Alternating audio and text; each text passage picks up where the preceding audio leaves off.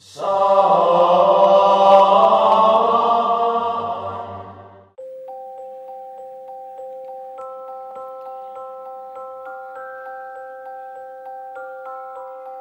के major parts हम parts of speech के अंतर्गत पढ़ते हैं। ये पार्ट्स हैं noun, pronoun, adjective, verb, adverb, preposition, conjunction और इंटरजेक्शन। इस वीडियो में हमारा फोकस इस बात पे रहेगा कि ये सारे टूल्स हमारे किस तरह से काम आ सकते हैं। चलिए ये टॉपिक्स वन बाय वन करके सीखते हैं। पहला है नाउन यानी कि संज्ञा। ये किसी भी चीज का नाम या कोई ऐसी विशेषता या किसी व्यक्तियों के समूह को कहते हैं जो कि ज्यादातर सब्जेक्ट के रूप में देखे जाते हैं। नाउन सिंगुलर या प्लूरल हो सकते हैं, यानी कि एक वचन और बहुवचन। नाउन केवल एक शब्द नहीं, एक फ्रेज भी हो सकता है, जैसा हमने पिछले वीडियो में देखा था। नाउन सीखने से हमारी सब्जेक्ट वर्ब एग्रीमेंट की समझ भी साफ होती है। इसके अलावा कुछ टॉपिक्स जो कि हमारी वोकैबुलरी इंप्रूव करने में और सब्जेक्ट वर्ब एग्रीमेंट को समझने में जो मदद करेंगे वो इस तरह से हैं: proper noun, common noun, abstract noun, collective noun, possessive noun, count noun, mass noun और कंपाउंड नाउन।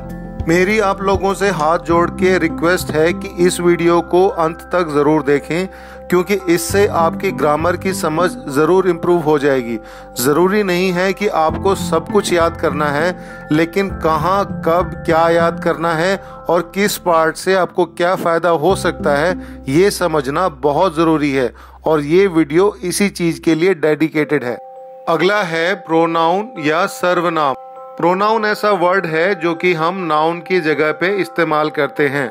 लोग कई बार प्रोनाउन की इम्पोर्टेंस को कम आंकते हैं, लेकिन ये बहुत ही इम्पोर्टेंट रोल प्ले करता है इंग्लिश स्पीकिंग के लिए। खास तौर पे जो प्रोनाउन हमें सबसे ज्यादा जरूरी सीखना होता है वो है पर्सन और केस। यहीं पे सबसे ज्यादा सब्जेक्ट वर्ब एग्रीमेंट में गलतियां होती हैं। फर्स्ट पर्सन वह पर्सन होता है जो कि कह रहा है, सेकंड पर्सन वो होता है जिससे बात कही जा रही है, और थर्ड पर्सन वह व्यक्ति या वस्तु है जिसके बारे में बात कही जा रही है। जैसा कि मैंने बताया, ये सब्जेक्ट वर्ब एग्रीमेंट में बहुत काम आता है। अब वापस से सेंटेंसेस पे आते हैं। जैसा कि मैं आपको बताता आ रहा हूँ, सेंटेंस होते हैं सब्जेक्ट वर्ब ऑब्जेक्ट।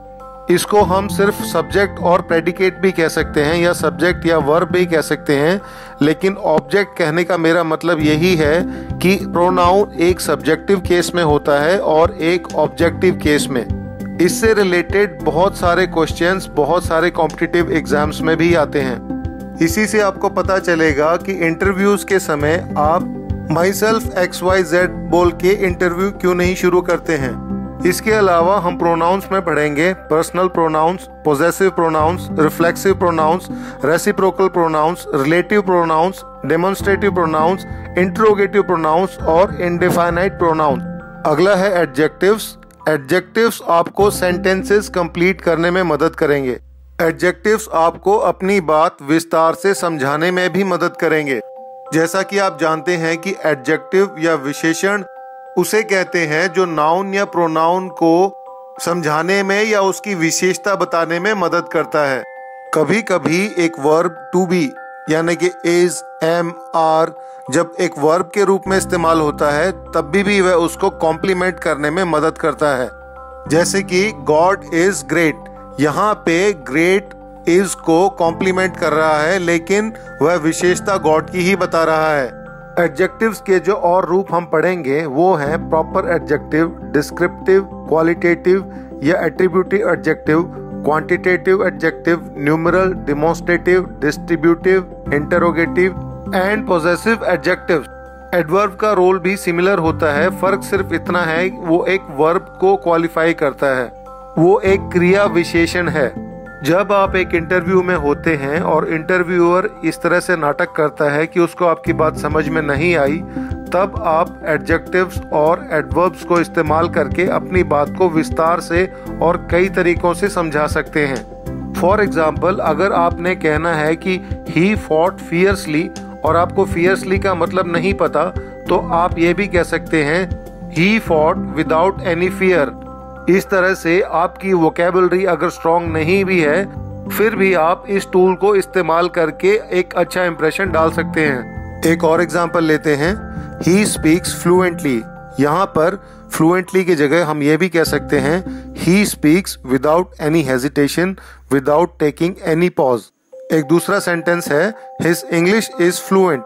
यहाँ पे फ्लुएंट इंग्लिश को क्वालिफाई कर रहा है और ये एडजेक्टिव है। एडवर्ब्स में हम जो टॉपिक कवर करेंगे वो है adverbs of manner, frequency, time and place, relative time, focus, attitude markers, degree and quantity. एक वर्ब या एक्शन वर्ड ये बताता है कि एक सब्जेक्ट क्या कर रहा है या उसके साथ क्या हो रहा है या उसकी स्टेट क्या है। अभी तक हम यही देखते आ रहे हैं कि every sentence has a verb in it. अभी तक हमने देखा कि एक वर्ब या क्रिया या एक्शन वर्ड 3 तरह की क्रियाएं करता है। एग्जाम्पल के तौर पे the sun rises in the east, इसमें सन एक्शन कर रहा है, राइजेस इन द ईस्ट। दूसरा एग्जाम्पल है द सन इज हॉट, इसमें सन की स्टेट बता रहा है, इज और वो है हॉट। अगला है the sun is covered by clouds, इसमें सन को क्लाउड्स ने कवर किया है, सन ने कुछ नहीं किया है, इसलिए सन पे क्रिया हो रही है। इस तरह के सेंटेंसेस को हम कहते हैं पैसिव सेंटेंस। वर्ब्स ग्रामर का सबसे इंपॉर्टेंट पार्ट है। जो भी मोस्ट इंपॉर्टेंट टॉपिक्स एग्जाम में आते हैं या हमें इंग्लिश बोलने के लिए सीखने होते हैं, वो सारे यहीं से आते हैं। टेंसेस भी ग्रामर का पार्ट है, पास्ट टेंस, प्रेजेंट टेंस और फ्यूचर टेंस। ये हम जब टेंसेस पढ़ेंगे तब विस्तार से पढ़ेंगे। वर्ब्स का एक और पार्ट हेल्पिंग वर्ब्स, जिसमें कि ऑक्सिलरीज और मॉडल्स आते हैं, वह भी बहुत इंपॉर्टेंट है। हेल्पिंग वर्ब में जो ऑक्सिलरीज हैं वो है टू बी, यानी कि इज, एम, आर, वर, ये सारे। दूसरा है हैव और तीसरा है डू। इन सब का इस्तेमाल अलग अलग जगह पे होता है। जैसे कि पैसिव सेंटेंस बनाने हो तो टू बी के साथ में वर्ब का थर्ड फॉर्म लगता है। कॉन्टिन्यूअस टेंसेस बनाने हो तो टू बी के साथ में वर्ब प्लस आईएनजी लगेगा। अगर हम परफेक्ट टेंसेस बना रहे हैं तो हैव प्लस वर्ब का थर्ड फॉर्म लगेगा। क्वेश्चंस अगर सिंपल प्रेजेंट टेंस से बनाने हो तो उसमें डू और डज का इस्तेमाल होगा। अगर क्वेश्चंस सिंपल पास्ट टेंस के बनाने हो तो उसमें डिड लगा करके क्वेश्चंस बनेंगे। यहाँ पर ये ध्यान रहे कि वर्ब प्लस ईडी में पास्ट पार्टिसिपल की बात कर रहा हूँ। इसमें कुछ इर्रेगुलर वर्ब्स भी होते हैं जिसमें थर्ड फॉर्म जरूरी नहीं है, ईडी लगा के बनती है। ऐसे इर्रेगुलर वर्ब्स की लिस्ट यहाँ पे डिस्क्रिप्शन में दी गई है, अगर आप चाहें तो आई बटन पे क्लिक करके भी पता कर सकते हैं। इसके अलावा subject verb agreement, infinitives, active and passive, irregular verbs, participles, gerunds, transitive and intransitive verbs, ये सारे टॉपिक भी हम वर्ब्स में पढ़ेंगे। सब्जेक्ट वर्ब एग्रीमेंट हमें बहुत काम आने वाला है। इसमें बस इतना याद रखना है, एक सिंगल सब्जेक्ट के साथ में सिंगुलर वर्ब लगेगा, लेकिन सिंगल सब्जेक्ट बिना एस लगाए बनता है, लेकिन वर्ब के केस में अगर एस लगता है तो वो सिंगुलर हो जाता है, प्लूरल नहीं। और प्लूरल सब्जेक्ट जिसके साथ में एस लगता है उसके साथ में प्लूरल वर्ब लगता है जिसके साथ में एस नहीं लगता।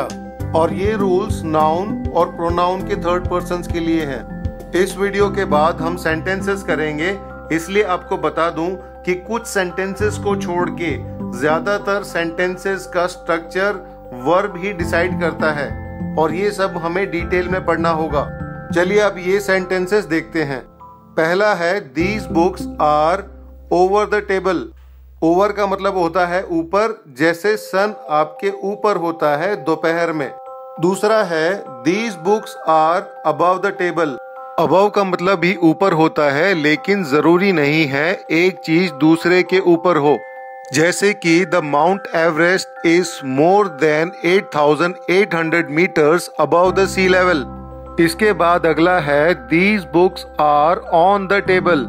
यहाँ ऑन का मतलब ठीक उसके ऊपर होता है और उसकी सतह से लगता हुआ होता है। इसके बाद अगला है these books are under the table. यहाँ पे अंडर का मतलब है ठीक उसके नीचे। इस तरह से एक प्रीपोजिशन दो या दो से अधिक words, group of words, sentences, clauses या फ्रेजेस के बीच में रिलेशन दिखाता है। आने वाले वीडियोस में हम जो प्रीपोजिशन पढ़ेंगे वो होंगे preposition of time, place, manner, agent. इसके अलावा double preposition, compound preposition, participle preposition, disguised preposition और फ्रेज प्रीपोजिशंस भी पढ़ेंगे। प्रीपोजिशंस के बाद आता है कंजंक्शन। कंजंक्शंस का इस्तेमाल हम दो शब्दों को, दो सेंटेंसेस को, दो फ्रेजेस को या दो क्लॉजेस को आपस में जोड़ने के लिए करते हैं। कंजंक्शंस में हम cumulative, copulative, adversative, disjunctive, alternative, illative, correlative, subordinating और कोऑर्डिनेटिंग कंजंक्शंस पढ़ेंगे। कंजंक्शंस को समझने के लिए कोऑर्डिनेटिंग कंजंक्शंस का उदाहरण लेते हैं, जिसको याद करने की ट्रिक है फैन बॉयज, जिसमें F है फॉर, A है एंड, N है नॉर, B है बट, O है और, Y येट और S है सो।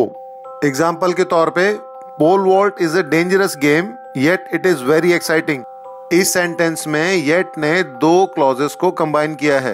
अब देखते हैं इंटरजेक्शंस, जो कि ऐसे वर्ड्स हैं जो कि हम यूज करते हैं किसी स्ट्रॉन्ग फीलिंग को एक्सप्रेस करने के लिए। आप इंपेरेटिव सेंटेंसेस से कंफ्यूज ना हो जाएं, इसलिए बता दूं कि इंटरजेक्शंस में सडन इमोशंस होते हैं। इंटरजेक्शंस ज्यादातर सेंटेंसेस के बिगिनिंग में इस्तेमाल होता है, जिससे कि हम एक्सप्रेस कर सकते हैं सेंटिमेंट्स जैसे कि सरप्राइज, डिसगस्ट, जॉय, एक्साइटमेंट या एंथुसियाज्म। इंटरजेक्शंस में ग्रामर पे ध्यान ना दे करके सिर्फ इमोशंस पे ध्यान दिया जाता है, इसीलिए they are not grammatically related to any other part of sentence. यहाँ पर हमें ये ध्यान में रखना है कि एक वर्ड अलग अलग पार्ट्स ऑफ स्पीच हो सकता है। ये इस बात पे निर्भर करता है कि वो वर्ड यूज कैसे हुआ है। इसके बारे में हम थोड़ा सा नेक्स्ट वीडियो में जानेंगे, फिर हम सेंटेंसेस पे आते हैं। वीडियो देखने के लिए आपका बहुत बहुत धन्यवाद। मिलते हैं नेक्स्ट वीडियो में।